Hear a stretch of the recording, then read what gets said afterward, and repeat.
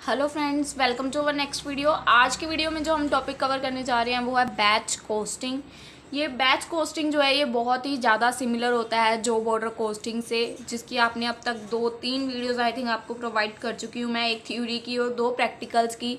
ठीक है, तो ये उससे काफ़ी सिमिलर होता है, तो आपने इसमें कुछ भी कंफ्यूज नहीं होना है। और जिन बच्चों ने मेरे साथ पिछला सेम का सारा सिलेबस कर रखा है उनके लिए तो ये बिल्कुल भी टफ नहीं है, क्योंकि ये चैप्टर पूरा ही पिछले सेम पे ही बेस है।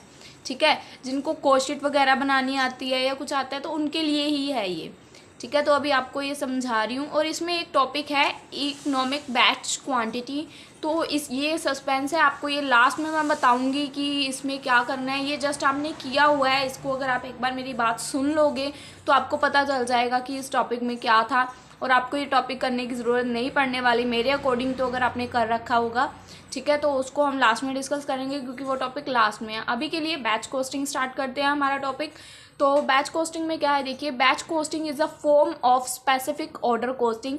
ये एक स्पेसिफिक ऑर्डर कोस्टिंग होती है, ठीक है, and is adopt in such cases where cost is uncertain for a collection and lot of units called a batch। जहाँ पे ना जैसे बहुत सारे यूनिट्स की क्रिएशन की जाती है, या हमारा काम बोल लो जैसे बहुत सारे सेक्शंस में डिवाइडेड है, तो देन उस केस में हम लोग बैच कोस्टिंग को अडॉप्ट करते हैं। ये सब जगह पे अप्लाई नहीं होती, ठीक है, कहीं पे जॉब ऑर्डर कोस्टिंग भी अप्लाई होती है, बट बैच ऑर्डर कोस्टिंग मतलब होता है बहुत ज़्यादा काम है, ठीक है, उसको हमने बैचेस में डिवाइड कर दिया है। तो देन हम बैच कोस्टिंग को अडॉप्ट करते हैं मेथड को, और उसको वहाँ पे लगाते हैं। सिमिलर होता है बिल्कुल जॉब ऑर्डर कोस्टिंग में, बस काम को डिवाइड कर दिया जाता है इसमें बैचेस में। ठीक है, नेक्स्ट पॉइंट क्या है, separate cost sheets are maintained for each batch. हर बैच के लिए अलग से एक सेपरेट कोस्ट शीट बनाई जाती है, जैसे अलग अलग डिपार्टमेंट्स बना देते हैं हम। ठीक है, of product by assigning a batch number. हर प्रोडक्ट मतलब बंदे को अलग ही एक बैच नंबर मिला होता है, उसके अकॉर्डिंग उसकी कोस्ट बैलेंस शीट लास्ट में प्रिपेयर कर दी जाती है, कोस्ट शीट। ठीक है, तो उसके अकॉर्डिंग हम इसको लेके चलते हैं, लास्ट में हम इस सबका टोटल मैचिंग करते हैं। देखो नेक्स्ट क्या है, cost per unit. Cost per unit आप सबको याद होगा, जब हमने लास्ट सेम में कॉस्ट शीट सीखी थी, हमने उसमें कॉस्ट पर यूनिट निकालना भी सीखा था। कॉस्ट पर यूनिट कैसे होता था, हमें पूरे का ना एक टोटल यूनिट ऊपर दिए होते थे। सम स्टार्ट करने से पहले हम यहाँ पे यूनिट्स लिख लेते थे, टोटल इतने यूनिट्स है, उसके बाद हम सारा सम करते जाते थे, तो उसके बाद लास्ट में हमें बोल देते थे कॉस्ट पर यूनिट निकालो। तो किसी भी ये सारा सम किया, इस सारे सम में जैसे ये सम का फॉर्मेट जस्ट अज्यूम कर लो, ठीक है नहीं यहाँ पे, आई नो, अज्यूम करो यहाँ पे पूरा सम का फॉर्मेट है, कोस्ट शीट बनी हुई है, ठीक है, और ऊपर हमें एक पूरी एनुअल वैल्यू गिवन है। तो हमें बोल रहे हैं लास्ट में जाके कॉस्ट पर यूनिट निकालो। तो हम कैसे निकालते होते थे, चाहे किसी का भी बोले, ठीक है, किसी चीज़ का भी बोले, तो हमने एक कॉस्ट पर यूनिट कैसे निकालते थे, उस वैल्यू को, ठीक है, जो कॉस्ट बोली है वो, और डिवाइडेड बाय जो हमारी ऊपर एनुअल कंजम्पशन होती थी, जो ऊपर होती थी हमारी एनुअल टोटल पूरे साल की, ठीक है, उससे डिवाइड कर देते थे। तो वही चीज़ यहाँ पे है, देखो कॉस्ट पर यूनिट कैसे निकालते हैं, total cost for the batch, जिसके भी रिलेटेड कॉस्ट बोली हुई है वो, divided by number of items, total number of items जितनी भी है, टोटल नंबर ऑफ जो भी बैचेज होंगे टोटल, ठीक है, वो यहाँ पे डिवाइड में आ जाएंगे, कॉस्ट पर यूनिट निकल आएगी। इसकी जो अगली वीडियो है ना, उसमें मैंने एग्जांपल में लास्ट में आपको ये चीज़ समझाई हुई है कि कॉस्ट पर यूनिट कैसे निकलता है, तो नेक्स्ट वीडियो में उसको ध्यान से समझिएगा, ठीक है। तो आपको मैं कोशिश है मेरी, आपको वो समझ भी आ जाएगी, बहुत इजी वे से समझाई हुई है, ठीक है, वीडियो के बिल्कुल लास्ट में समझाई हुई है मैंने, तो देख लीजिएगा उसको एक बार अच्छे से। और फिलहाल के यहीं पे आगे कंटिन्यू करें। Cost per unit is ascertain bye, ठीक है, divided by the total cost by batch. यही चीज़ फॉर्मूले को थ्योरी में लिख रखा है, समरी में करके लिख रखा है, सेम फॉर्मूला लिख रखा है, देख लीजिए एक बार, ठीक है। देन आगे देखिए क्या लिख रखा है, hence batch cost is use to determine the cost per unit. Mainly batch cost का यूज क्यों होता है कि हमने कॉस्ट पर यूनिट निकालनी हो, देन हम उसको बैचेस में डिवाइड करते हैं, ठीक है, मेनली यूज यही है। Hence batch cost is use to determine the cost per unit, और आर्टिकल पर यूनिट की कॉस्ट निकालने के लिए मेनली इसका यूज किया जाता है, ठीक है। उसके बाद नेक्स्ट पॉइंट है हमारा, the company may want to get lower cost of production. ठीक है। कंपनी को लोअर कॉस्ट ऑफ प्रोडक्शन लगती है इसमें, अगर कंपनी बैच कॉस्टिंग के थ्रू अपने सभी काम करती है ना, मतलब बैचेस में डिवाइड कर देती है, तो कंपनी को उसकी जो भी कॉस्ट ऑफ प्रोडक्शन लगती है वो पता चल जाती है, तो वो कंपनी कोशिश करती है कि उसको कम से कम करे। Lower cost of production company में वॉन्ट्स, कंपनी चाहती है कि उसकी कम से कम प्रोडक्शन कॉस्ट ऑफ प्रोडक्शन लगे, ठीक है। और अगर वो ऐसा चाहती है, if so the cost per unit will also be low, अगर उसकी ऐसी अगर कॉस्ट ऑफ प्रोडक्शन लो होएगी, ठीक है, तो ऑब्वियस है उसको जो पर यूनिट एक प्रोडक्ट को बनाने में जो कॉस्ट लगेगी, ऑब्वियस है वो भी विल ऑल्सो भी लो, वो भी कम हो जाएगी, ठीक है ना। अगर उसकी प्रोडक्शन ही कम हो रही है तो उसको एक पीस कम ही रेट में बन के पड़ेगा। For which company has to work out economic batch quantity in the line of economic order quantity, और इसके लिए कंपनी को क्या करना पड़ता है, इकोनॉमिक बैच क्वांटिटी को यूज़ करना पड़ता है in the line of economic order quantity. देखो अब देखो, इकोनॉमिक बैच क्वांटिटी जो मैं आपको वीडियो की स्टार्टिंग में बताई थी कि लास्ट में बताऊंगी, ये मिड में आ गए, ठीक है। तो यहाँ पे क्या पॉइंट लिख रखा है कि economic batch quantity, last sem में हम लोगों ने वीडियोस में देखा था, अपना एक टॉपिक था हमारा EOQ, हम फाइंड आउट करते थे। अगर जिन्होंने नहीं भी ना देखी तो मेरे अकाउंट्स की अलग से प्लेलिस्ट है, उसमें EOQ के ऊपर एक स्पेसिफिक वीडियो बनी हुई है, तो आप एक बार जाके मैं रेकमेंड करूँगी कि उसको देखो, ठीक है। छोटी सी वीडियो होएगी 2 या 3 मिनट की, EOQ स्पेसिफिकली उसके ऊपर है, ठीक है। ये बहुत ज़्यादा टॉपिक सिमिलर है इकोनॉमिक बैच क्वांटिटी EOQ से, वो था इकोनॉमिक ऑर्डर क्वांटिटी। यहाँ पे भी देखो पॉइंट में भी है economic batch quantity in the line of economic order quantity, तो बिल्कुल उसके सिमिलर है ये। तो मेरी यही आपसे है कि आप उसको जाके देखो वीडियो को, ठीक है, तभी आपको अच्छे से समझ आएगी।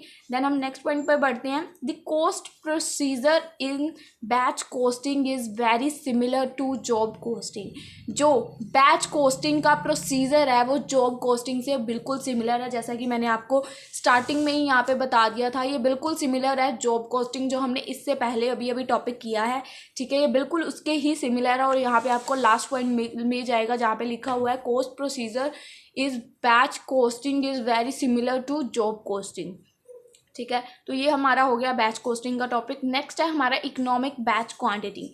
इकोनॉमिक बैच क्वांटिटी, इसके ऊपर मेरी स्पेसिफिकली वीडियो है। इस टॉपिक से रिलेटेड मैं बैच कोस्टिंग से रिलेटेड आपको एक सम बनता है, उसकी मैंने आपको वीडियो प्रोवाइड कर दूंगी। इसके बाद जो इकोनॉमिक बैच क्वांटिटी है इसका मैं सम आपको प्रैक्टिकल नहीं प्रोवाइड करूंगी फ्रेंड्स, क्योंकि इसके ऊपर मेरी ऑलरेडी वीडियोज़ हैं जो मैं EOQ की बता रही हूँ। अगर मुझे इसमें कोई ऐसा सम मिलेगा जो उस टॉपिक से थोड़ा सा चेंज होएगा तो मैं उसके ऊपर वीडियो बनाने वाली हूँ, अदरवाइज इसके प्रैक्टिकल पे वीडियो नहीं बनेगी, तो आपको EOQ वाली वीडियो ही जाकर देखनी पड़ेगी। मैं बता रही हूँ, पीछे अकाउंट्स की मेरा प्लेलिस्ट है एक, अकाउंट्स की पिछले सेम की, उसके अंदर EOQ की एक वीडियो है, स्पेसिफिकली EOQ के ऊपर बनाई है, या इकोनॉमिक ऑर्डर क्वांटिटी सर्च कर लेना, ठीक है, तो आपको उस पर मिल जाएगा टॉपिक, तो अच्छे से उसको समझ लेना, कुछ भी टफ नहीं है, बहुत ईजी है। तो इसके जो प्रैक्टिकल बेसिकली होंगे उसी पे बेस्ड होंगे। अगर कुछ डिफरेंस आएगा तो मैं वीडियो ज़रूर बनाऊंगी, आप कमेंट सेक्शन में बता देना मेरे को, अगर कोई आपको मिला तो, ठीक है। फिलहाल मुझे ऐसा कोई मिला नहीं है तो अभी उसमें नहीं बना रही हूँ वीडियो, जब मिलेगा तब बना दूँगी, ठीक है। देन स्टार्ट करते हैं इकोनॉमिक बैच क्वांटिटी को। देखिए क्या लिख रखा है, economic batch quantity is very similar to economic order quantity. पहली लाइन में लिख रखा है कि इकोनॉमिक बैच क्वांटिटी जो है वो वेरी सिमिलर, मतलब बहुत मिलती जुलती है इकोनॉमिक ऑर्डर क्वांटिटी से, ठीक है। But there is only one difference, but इन दोनों के बीच में सिर्फ एक डिफरेंस है, वो क्या, जो इकोनॉमिक बैच क्वान्टिटी है, ठीक है, ये economic batch quantity is calculated to fix. इसको क्यों कैलकुलेट किया जाता है, ताकि हम जो हमारे प्रोडक्शन का लेवल है उसको फिक्स कर सके एट मिनिमम कॉस्ट, कम से कम कॉस्ट पे। इकोनॉमिक बैच क्वांटिटी को क्यों कैलकुलेट किया जाता है, calculate to fix the level of production, ताकि हम प्रोडक्शन के एक लेवल को फिक्स कर सके कि हमने इतना मटेरियल ही खरीदना है और मिनिमम कम से कम कॉस्ट में उस मटेरियल को खरीद के लाना है। ये काम होता है इकोनॉमिक बैच क्वांटिटी का। और इकोनॉमिक ऑर्डर क्वांटिटी में क्या होता था, economic order quantity is calculated to fix the level of ordering. ये क्यों कैलकुलेट की जाती थी, ताकि हम हमारा एक लेवल फिक्स कर सके कि हमने इतना मटेरियल ऑर्डर करके परचेज करना है। Ordering the purchase of raw material, stores and spheres, जो भी हमने मटेरियल अपने पास अवेलेबल रखना है उसको ऑर्डर करके रखना है, ये होता है इकोनॉमिक ऑर्डर क्वांटिटी। इसमें है ऑर्डर, आपको नाम से थोड़ा सा हिंट रखना है, इकोनॉमिक ऑर्डर क्वांटिटी की हमने कितनी क्वांटिटी को ऑर्डर करना है, ठीक है। Fix the level of ordering the purchase, कि कितना हमने परचेज करना उसको फिक्स करता है। और ये होता है कि ये प्रोडक्शन के लेवल को, कि कितना प्रोडक्शन हमने परचेज मटेरियल करना है और कम से कम कॉस्ट पे, ठीक है। थोड़ा सा चेंज है, बिल्कुल एक डिफरेंस है इन दोनों में, तो ये चीज़ ध्यान रखनी है। बाकी ये सिमिलर है पूरा का पूरा इकोनॉमिक ऑर्डर क्वांटिटी से, ठीक है। इसके कुछ पॉइंट्स हैं। The following points are consider while fixing the economic batch quantity. देखो इसमें हमें क्या क्या देखना होता है। एनुअल डिमांड, जो कि हमारे ईओक्यू के फॉर्मूले में भी होती है, ठीक है। Setting up of a cost, ये भी होती है ईओक्यू के फॉर्मूले में। मैन्युफैक्चरिंग कॉस्ट, कितना मैन्युफैक्चरिंग करने का खर्चा आ रहा है। देन रेट ऑफ कंजप्शन, ये भी हमारी ईओक्यू के फॉर्मूले में होती है कि कंजप्शन करने पे हमें कितना इंटरेस्ट लग रहा है। देन स्टोरेज कॉस्ट, कि हम उस मटेरियल को जहाँ स्टोर करके रख रहे हैं उसकी कितनी कॉस्ट पड़ रही है। इंटरेस्ट ऑन कैपिटल, इंटरेस्ट कितना पड़ रहा है हमें। Then times lag between production and consumption of product, जो टाइम गैप डलता है, जैसे हमने सामान खरीद लिया बट उसको बनाने में, उस प्रोडक्ट को तैयार करने में जो टाइम लगता है, टाइम लैग बिटवीन, वो भी, ठीक है। फॉलोइंग पॉइंट्स आते हैं इसके अंदर, ठीक है। आगे देखते हैं क्या है हमारा। देखो, if the machine are setup for production, ठीक है। अगर तो मशीन स्पेसिफिकली सेटअप हुई प्रोडक्शन के लिए frequently, certainly the setup cost will be high, ठीक है। अगर एक एक प्रोडक्ट को बनाने के लिए हम बार बार मशीन को ऑन करेंगे और उसको बार बार ऑफ करेंगे, ऑब्वियस है मशीन स्टार्ट होएगी, उसको 10-15 मिनट पूरी तैयार होते लग जाते हैं मशीन को। मशीन का भी वर्किंग एक प्रोसेस होता है, उसको जैसे कहते हैं ना गरम, इंजन गरम करना होता है। तो प्रोडक्ट बनाने के लिए पहले उसको 10-15 मिनट पहले स्टार्ट करना होता है। तो एक एक प्रोडक्ट के लिए ऐसा करेंगे तो वो ऑब्वियस है हमारी कॉस्ट हाई आएगी। और किसी भी प्रोडक्ट की अगर हम अगर मशीनरी का यूज़ कर रहे हैं तो ऑटोमेटिकली उसकी कॉस्ट हाई हो जाती है, क्योंकि बिजली का खर्चा भी आ जाता है। और अगर मशीन ख़राब हो जाए तो उसके खर्चे भी प्रोडक्ट में ही जुड़ते हैं, ठीक है। तो अगर if the machines are setup, अगर प्रोडक्शन के लिए मशीन लगाई गई है, ठीक है, तो प्रोडक्ट की कॉस्ट ऑटोमेटिकली हाई होने ही वाली है। If the size of batches is large, अगर बैचेज लार्ज हैं, जो मतलब जो हमारे बैचेज में जैसे काम डिवाइड हुआ है, बैचेज डिफरेंट बैचेज है, और वो अभी जबकि काम को हमने बैचेज में डिवाइड कर दिया, तब भी एक एक बैच बहुत बड़ा बना है। ये नहीं कि बैचेस छोटे छोटे बने, बैच भी बहुत बड़ा बना है, कि इतना बड़ा बना है कि अभी भी हम उसको तोड़ सकते हैं। Batches large, automatically the storage cost will be high. अब बैचेस बड़े बने हैं तो उनको संभालने के लिए लेबर भी लगेगी, ऑटोमेटिकली उसको स्टोर करने के लिए जगह भी ज़्यादा लगेगी इस मटेरियल को, ठीक है। तो ऑटोमेटिकली स्टोरेज के लिए जगह लगेगी तो उसका खर्चा भी आएगा, रेंट भी पे करना पड़ेगा। तो उसके अकॉर्डिंग ये बता रही है कि वो भी हाई होएगी। Hence there is a need of economic batch quantity, तो इसके लिए हमें इकोनॉमिक बैच क्वांटिटी का ही यूज़ करना पड़ेगा। इसके अकॉर्डिंग हम प्रोडक्ट को बैचेस में डिवाइड करके अलग अलग बैचेस में रख सकते हैं, ठीक है। और थोड़ा थोड़ा मटीरियल सफिशेंटली रख सकते हैं। मेरे अकॉर्डिंग जो थ्योरी बनती थी मैंने इसकी करवा दी। वैसे इसकी थ्योरी इंपॉर्टेंट नहीं थी तो बट मैंने करवा दी, क्योंकि आपको सम्स के लिए इसकी थ्योरी जाननी ज़रूरी थी कि ये टॉपिक होता क्या है, ठीक है गाइस। तो नेक्स्ट वीडियो में इसकी प्रैक्टिकल मिलेगी। और अगर आपको इकोनॉमिक बैच क्वांटिटी से रिलेटेड कोई सम में प्रॉब्लम है तो आप मेरे को कमेंट सेक्शन में बता देना, ठीक है। उसका मैं स्पेसिफिक वीडियो बना दूंगी अगर आपको ना समझ आने वाला हुआ तो। अगर तो आपको पिछली वीडियो से समझ आ गया तो वीडियो नहीं बनेगी, ठीक है। Bye bye guys.